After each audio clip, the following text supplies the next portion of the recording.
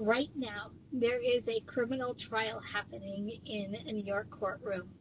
And at the center of it, it's a DoorDash driver who got shot while trying to complete a delivery. Not robbed, not carjacked, shot by a town official on a residential street. I've been dashing for years now, over 7, and thousands of deliveries, and I'm going to give you the real facts. The stuff DoorDash is not putting anywhere in their onboarding or in current facts about what actually happens while we're out dashing. Stay with me. Whether you're already dashing and you're an experienced driver or thinking about starting, this video is for you. I'm not here to scare you off of doing DoorDash. I'm here 7 years later. I'm still dashing, but I want you to go into doing DoorDash with your eyes open, because the platform does not prepare you for what we're about to cover today. Real headlines, real statistics, real talk from someone who's been doing this for years. So let's get into it. Okay, so let's talk about danger number 1. And I'm leading with this one because it's happening right now. So delivery drivers are being specifically, deliberately targeted for robbery and also violent crimes, and it's accelerating. Here's an example of what has happened just this past month. A DoorDash driver in Memphis was carjacked while making a delivery at an apartment complex. The community is now calling on police to take action because this is not the first time it has happened at this location. Now, also in October of last year in Massachusetts, a delivery driver was robbed by 3 armed suspects who stole his vehicle. 3? What can you do with 3 people for just a food delivery?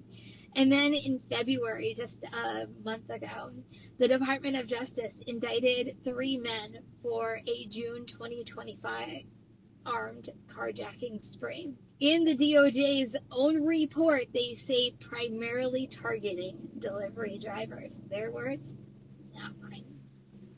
So why are DoorDash drivers or even delivery drivers being targeted right now? I hate that I have to break this down, but you really need to understand it. We're alone, we're by ourselves. A lot of times we're distracted by the app as we're closing it out, as we're getting back to the cars. We go to unfamiliar addresses. We deliver at night. We follow GPS blindly into isolated locations. That is 5 reasons why a dasher looks like an easy mark and a victim. Here's my rule after 7 years of doing app. If something feels wrong, don't do it. No delivery is ever worth your safety in anything you do. Contact support, get it canceled, move on, never put yourself at risk.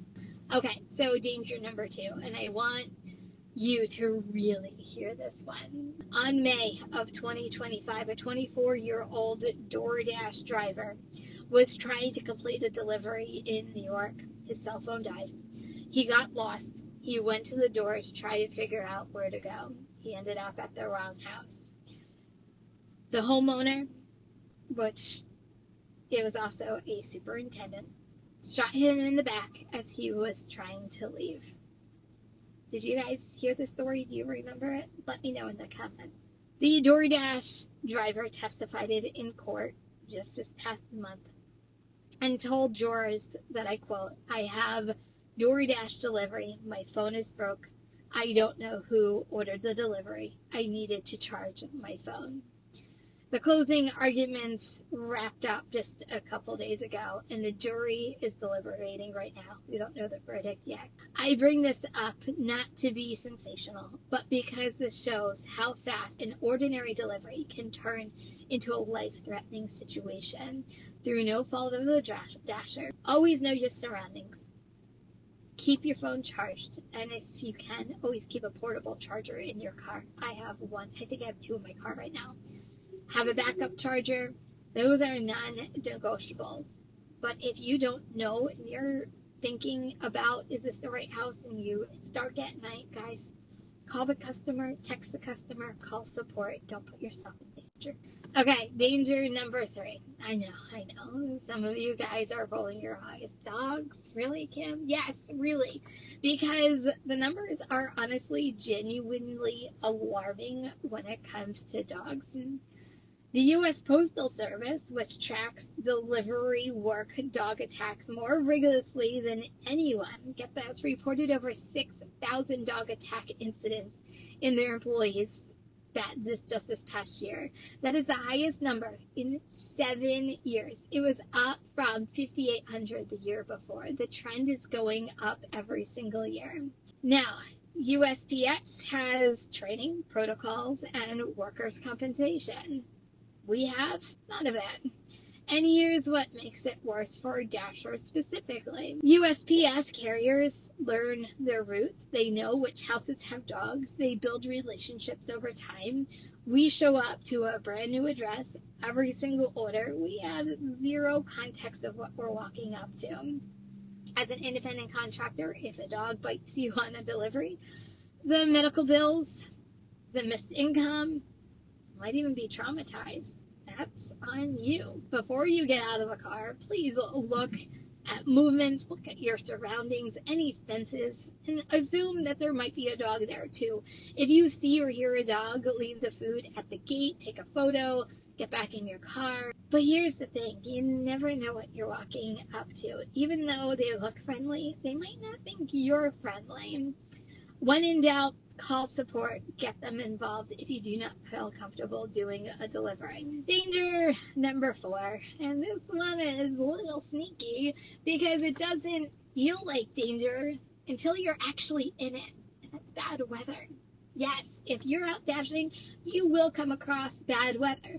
Snowstorms if you're in a winter state. If you have a lot of thunderstorms, those suckers pop up on you very quickly. DoorDash doesn't stop sending orders because there's a threat of a blizzard. Just lived it a couple weeks ago.